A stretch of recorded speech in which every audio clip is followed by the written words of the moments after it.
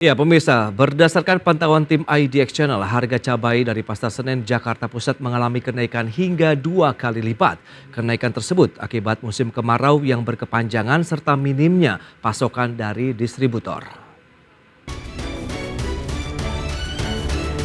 Berdasarkan pantauan tim IDX Channel, harga cabai di Pasar Senen Jakarta Pusat naik pesat hingga mencapai 100%, khususnya untuk harga cabai rawit merah. Harga cabai rawit merah yang sebelumnya dibanderol Rp40.000 kini menembus Rp80.000 per kilogram. Sementara itu untuk cabai keriting yang biasa dijual dengan harga Rp40.000 kini menjadi Rp50 hingga Rp60.000 per kilogram. Akibat kenaikan harga cabai tersebut, para pedagang mengaku daya beli masyarakat menurun sehingga menurunkan omset penjualan. Cabai kalau kemarau gini naik Kak, dari harga 60 sekarang udah 80.000. Itu untuk rawit atau cabai merah? Rawit merah yang lagi naik. Kalau yang keriting melonjak dari harga 35-40 sekarang udah 50. Oh, cabai ya. Gimana ya? Mahal terus, naik lagi, belum lagi turun sampai ke balik normal ya. Udah di 50. Naik lagi sekarang berapa katanya Abang? 80 ya, Bang? Itu biasa beli Sekarang jadi 80 hari ini. Udah berapa tahun. Tapi turun naik terus. Para pedagang dan pembeli berharap pemerintah bergerak cepat menstabilkan harga cabai agar daya beli masyarakat tidak tertekan. Jakarta, Nisa Sahib Muhammad Firmansyah, IDX Channel. Ya, selain di wilayah DKI Jakarta, kenaikan harga cabai juga terjadi di wilayah Majalengka, Jawa Barat. Para pedagang mengaku harga cabai yang menembus Rp100.000 per kilogram berdampak terhadap penurunan omset hingga 30%. Dampak kemarau panjang membuat harga cabai di sejumlah pasar di Majalengka, Jawa Barat terus melambung. Di Pasar Cigasong, harga cabai rawit merah jenis domba menembus angka Rp120.000 per kilogramnya, dari yang semula hanya Rp80.000 per kilogramnya. Sedangkan untuk harga cabai hijau yang semula Rp40.000 per kilogramnya, kini menembus harga Rp70.000 per kilogramnya. Para pedagang mengaku tingginya harga cabai merah domba yang terjadi sejak 1 pekan lalu, dikarenakan stok cabai menipis akibat kemarau panjang. Kondisi ini membuat harga cabai setiap harinya meningkat.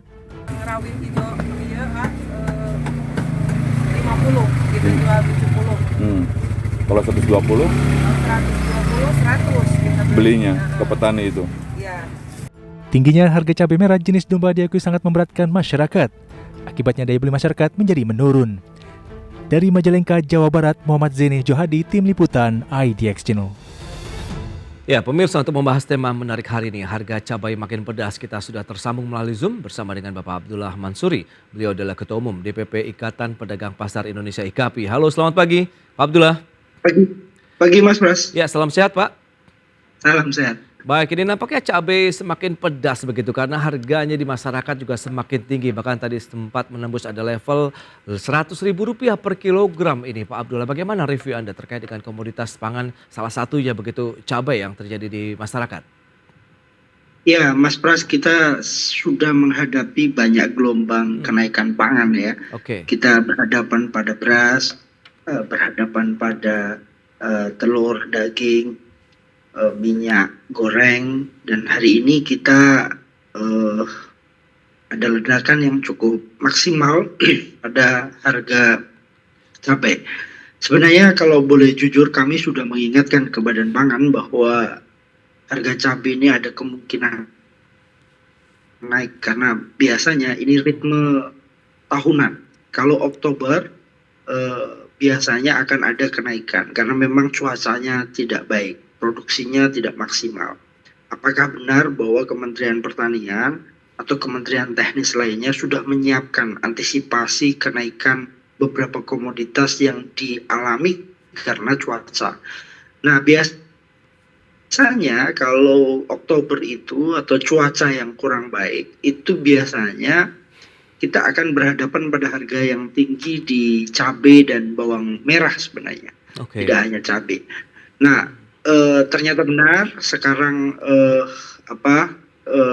harganya cukup tinggi dari 30.000 ke 40.000. Ini sebulan yang lalu ya, dan tembus di 100.000 pada hari ini. Rata-rata rata-rata di Jakarta masih sekitar 80 sampai 85 9.000, tetapi secara nasional tertinggi sudah tembus di 100.000 dan rata-rata nasional sekitar 92.000. Oke. Nah, kalau kita lihat dengan kondisi yang ada begitu sebenarnya dipicu oleh apa? Karena kita tahu juga ada El Nino yang melanda Indonesia dan ini tidak hanya terjadi seperti yang Anda katakan di komoditas pangan cabai saja begitu. Ada beberapa komoditas lainnya yang mengalami kenaikan. Ya, tidak hanya dipicu El Nino karena memang ini ritme tahunan sebenarnya. Jika Oke. musimnya kemarau, Mm-mm. panas, tidak ada curah hujan, maka petani cabai akan ogah menanam. Oke. Kalaupun menanam itu pasti hasilnya tidak maksimal. Sebenarnya ini sudah diketahui karena ini terjadi bertahun-tahun ya. Tetapi memang yang disayangkan kita tidak mempersiapkan diri, pemerintah kita belum cukup kuat mempersiapkan diri apa sebenarnya yang harus dihadapi pada musim-musim saat ini. Sebenarnya teknologi pertanian itu masih bisa disiasati jika memang fokus kita pada produksi-produksi di masa-masa yang kita sebenarnya setiap tahun mengalaminya gitu.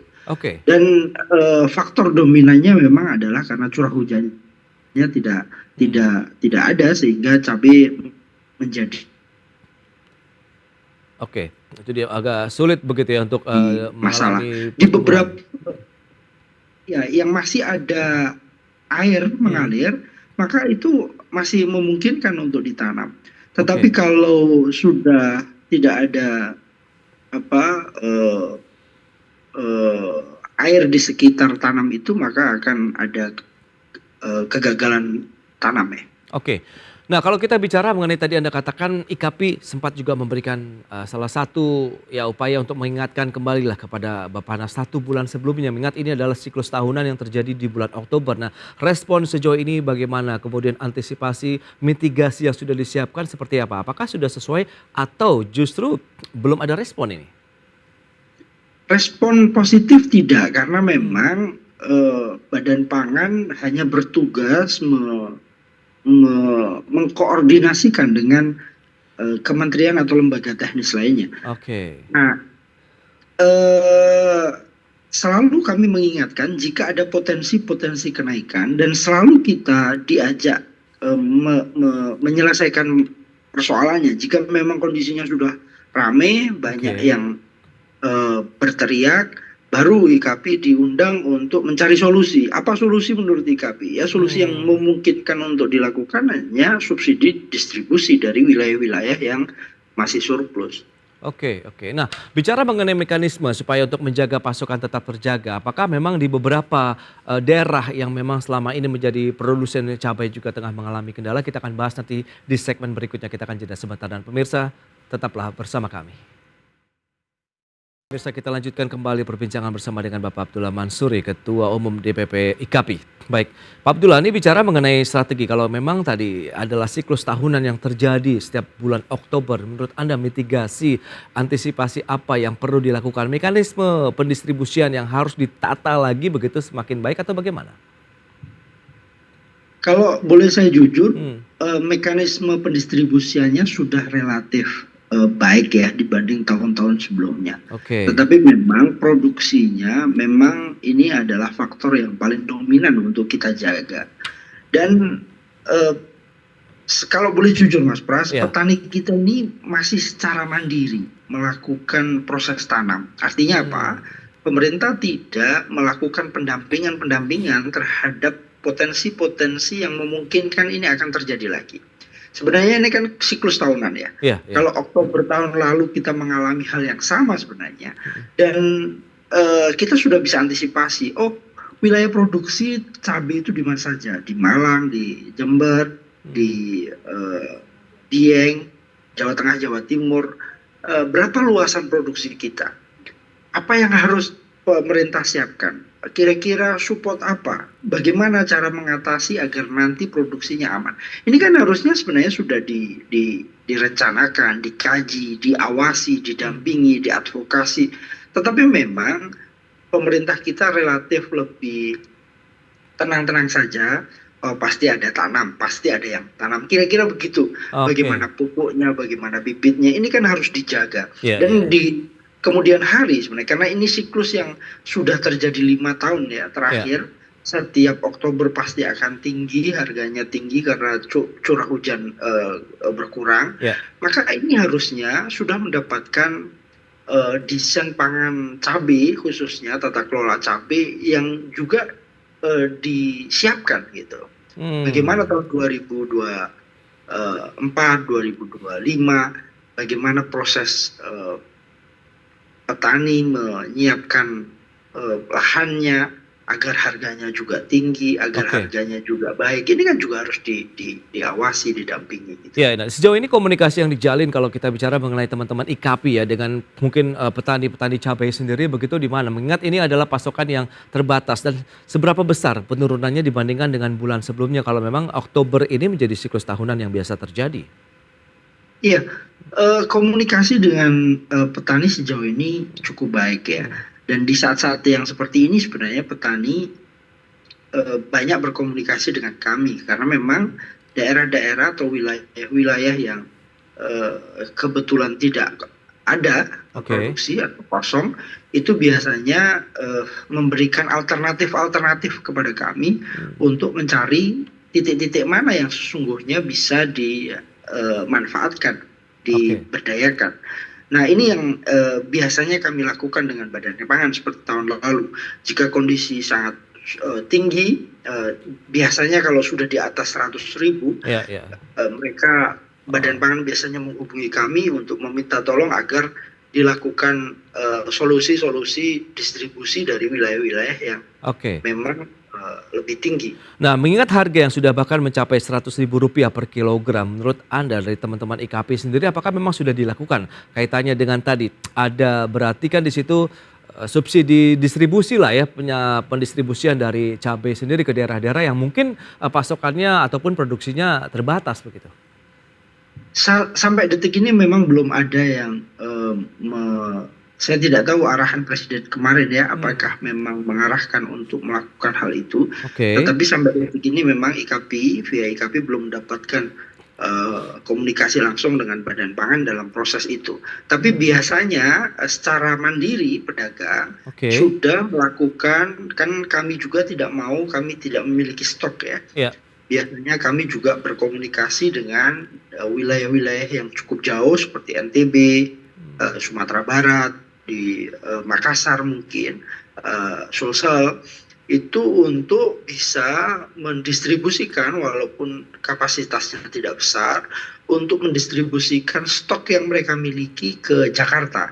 Karena Jabodetabek adalah kebutuhan yang cukup besar ya, agar menghindari ketiadaan stok di pasaran.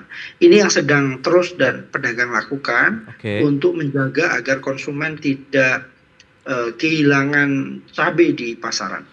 Nah, lantas kalau dari teman-teman pedagang sendiri bagaimana? Mengingat ini kan banyak sekali pasar tradisional juga yang tadi mengalami kenaikan beberapa daerah begitu, ada yang rentangnya Rp70.000 per kilogram, 80, 90 sampai dengan Rp100.000 per kilogram. Nah, apa yang harus mereka lakukan begitu? Apakah mereka tetap menjual dengan harga yang dinaikkan atau ada strategi lain sih? Ini problem yang kita hadapi saat ini. Tidak hanya petani, tetapi pedagang yang terus-menerus menghadapi persoalan ini. Kalau harganya tinggi, maka secara otomatis modal yang kami keluarkan juga tinggi. Secara otomatis kami jualnya juga susah. Kadang-kadang kita harus berhadapan dengan konsumen yang sudah berpuluh-puluh tahun berhadapan dengan kami setiap harinya. Itu menggunakan cara-cara persahabatan untuk melakukan komunikasi agar cabai yang dia beli relatif lebih maksimal dia bawa pulang. Ini yang cukup berat bagi kami.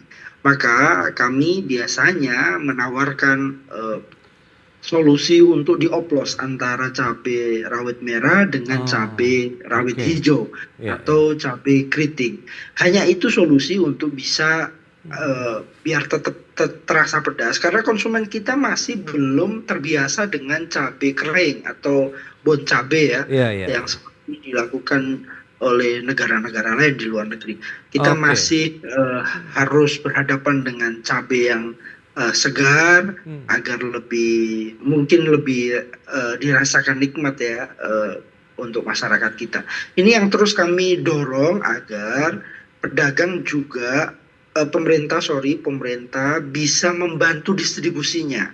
Karena kalau masih mandiri kami mengambil barangnya dari luar kota, pasti distribusinya akan tinggi. Biaya Dan itu logistiknya akan ya? terakumulasi ya. Oke. Ya, itu akan terakumulasi oleh harga di eceran. Maka kami mendorong iya, agar iya. pemerintah memberikan subsidinya untuk distribusinya. Barangnya tetap kami yang beli. Oke. Harga di sananya, Iya, iya. harga di sana katakanlah 60.000, oke, kami beli 60.000, tapi distribusinya ditanggung oleh pemerintah.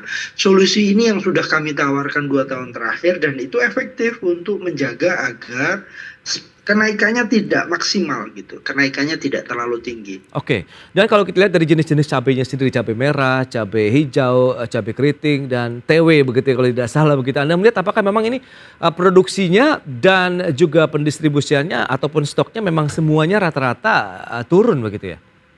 Iya, karena ini faktor dominannya adalah curah hujan yang rendah, Oke, ya karena El Nino juga. Itu secara otomatis semua jenis cabai itu akan mengalami penurunan produksi. ya. Memang relatif kuat untuk di wilayah-wilayah tertentu itu cabai rawit, cabai keriting seperti yang terlihat tadi. Cabai keriting relatif lebih tahan jika curah airnya kurang. Tetapi memang secara nasional produksi menurun. Kita belum berhadapan pada posisi-posisi harga yang beberapa komoditas tinggi karena secara psikologis itu akan mempengaruhi tambahan harga. Oke. Contoh, beras tinggi, bawang tinggi, harga yang lain tinggi. Secara otomatis itu akan mempengaruhi secara psikologis, menambah pengaruh untuk kenaikan beberapa komoditas yang lain seperti cabai dan seterusnya. Oke, menarik nih. Pemerintah juga ada beberapa solusi ya dari Kementerian Pertanian saja. Misalnya mendorong gerakan penanaman cabai melalui kawasan Rumah Pangan Lestari atau KRPL ataupun juga menanam cabai di sekitar pekarangan rumah kita begitu. Nanti kita akan bahas apakah ini bisa menjadi solusi yang cukup efektif. Kita akan jeda kembali sebentar dan pemirsa tetaplah bersama kami. Baik, kita lanjutkan kembali perbincangan bersama dengan Bapak Abdullah Mansuri, Ketua Umum IKAPI. Baik, Pak Abdullah, bicara mengenai beragam langkah ataupun solusi yang coba dicari oleh pemerintah untuk mengatasi kenaikan ataupun lonjakan harga cabai yang semakin pedas di masyarakat. Begitu Anda melihat bagaimana kawasan Rumah Pangan Lestari begitu yang akan dioptimalkan untuk bisa menanam cabai dan juga pekarangan-pekarangan rumah warga begitu untuk bisa memenuhi kebutuhan cabai untuk konsumsi rumah tangga ini, bagaimana tanggapan dari KAPI? Mas Pras, kalau masyarakat menanam cabai itu biasanya hobi. Oke. Bukan untuk memenuhi kebutuhan sendiri. Ini kan sebenarnya Kementerian Pertanian mau lempar handuk aja, mau membuktikan bahwa kementerian saya itu nggak mampu ya, gejolak ini terlalu sulit untuk saya atasi. Jadi tolong masyarakat tanam sendiri ya. Seakan-akan kan seperti itu. Oke. Sebenarnya nggak terlalu sulit kok kalau kita mau. Ya itu hal yang baik untuk masyarakat menanam cabai untuk kebutuhannya sendiri. Walaupun kebutuhan dengan posisi tanam sendiri itu tidak akan cukup karena kebutuhannya lebih besar dibanding tanam sendiri di rumah. Nah, sebenarnya tidak cukup sulit untuk menyelesaikan persoalan cabai sebenarnya. Tinggal menteri memerintahkan Dirjen Hoti menyiapkan satu divisi untuk melakukan menyiapkan desain cabai. Di mana titik wilayah produksinya, di daerah mana saja, bagaimana berapa luas yang kita harus siapkan, bagaimana aliran airnya, bagaimana pupuknya, bagaimana bibitnya. Kita ajak kerjasama lembaga-lembaga atau kan kita punya lembaga-lembaga penelitian cukup banyak. Kita memiliki kampus-kampus pertanian yang cukup besar dan sangat produktif sebenarnya untuk menciptakan varietas baru atau teknologi baru yang memungkinkan untuk produksi cabai itu siap ditanam di kondisi apapun. Gitu. Ini sangat memungkinkan jika desain pangan kita disiapkan. Tetapi memang lagi-lagi pemerintah kita belum mempersiapkan desain pangan yang cukup maksimal gitu. memberikan kepada masyarakat untuk Ya. berusaha sendiri. Ini amanat undang-undang, tidak bisa Kementerian Pertanian melepas tangan.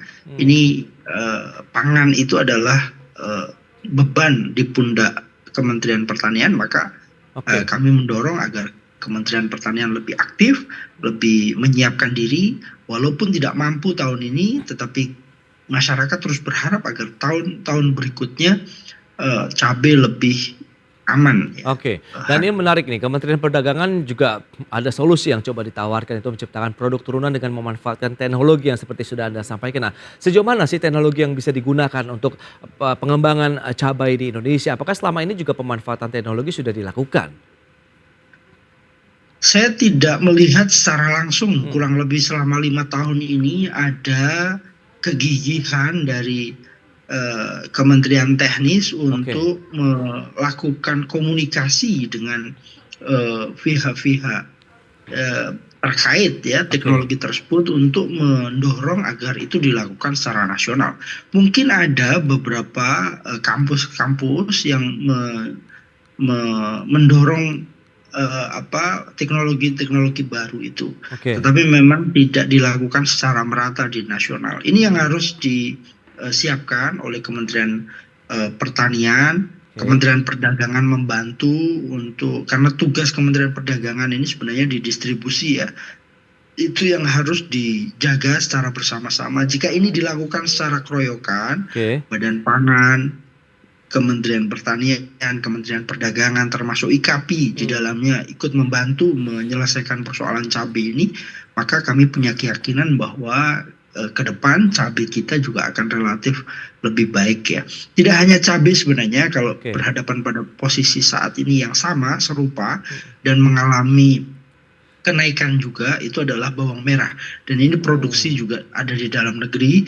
Ini yang harus kita jaga bersama agar cabai dan bawang merah itu sepaket tidak mengalami kenaikan di musim-musim seperti sekarang. Baik, terakhir harapan IKAPI begitu terkait dengan komoditas bahan pangan kita begitu ya, seperti cabai ini dan juga komoditas lainnya begitu, apa yang diharapkan ke depan begitu, apakah ini menjadi satu langkah konkret yang harus segera dilakukan begitu oleh nanti, mungkin ada, kita tahu ada tahun politik di tahun depan, kemudian sehingga akan menjadi fokus perhatian secara nasional. Ya, kita saat ini berhadapan pada kondisi yang sangat berat karena tidak hanya El Nino, kita juga berhadapan pada kondisi perang dunia yang memungkinkan bahwa negara-negara penghasil seperti negara-negara tetangga Vietnam dan lain sebagainya itu juga mengalami hal serupa, ada penurunan produksi dan tidak memungkinkan untuk melakukan ekspor di Indonesia. Kita juga sama, kita tidak memungkinkan untuk melakukan impor di kemudian hari karena perang Ukraina dan Rusia itu juga berdampak, ditambah lagi sekarang ada Palestina dan Israel yang memungkinkan ini akan berkepanjangan. Maka kami minta kepada pemerintah untuk benar-benar menyiapkan pangan kita. Tidak hanya tambang yang terus kita gali, tetapi pangan juga harus kita persiapkan produksinya. Tanah kita luas, subur, kita harus duduk bersama untuk menyiapkan desain pangan, tidak hanya cabai, tidak hanya bawang, tidak hanya beras, tapi semua komoditas yang diproduksi di dalam negeri harus kita maksimalkan untuk mendapatkan produksi yang maksimal. Kalau kita kuat pangannya, maka kita juga akan berhadapan dengan dunia luar lebih gagah gitu ya. Tetapi kalau kita harus ngemis ke Cina, ke Thailand, ke Vietnam untuk mendapatkan produksi pangan, kita akan diketahui karena negara kita lebih besar, lebih subur, lebih luas. Ini yang harus kita jaga bersama agar kemandirian pangan itu terjaga, Bang Pras. Baik, itu dia kemandirian dan ketahanan pangan begitu yang terus digadang-gadang oleh pemerintah. Tinggal tunggu nanti bagaimana realisasinya benar-benar terwujud. Kita bisa juga swasembada pangan ke depan. Baik, Pak Abdullah Mansuri, terima kasih banyak atas waktu dan sharing yang sudah Anda sampaikan kepada pemirsa pada hari ini. Selamat melanjutkan aktivitas Anda kembali. Salam sehat, Pak Abdullah. Salam sehat.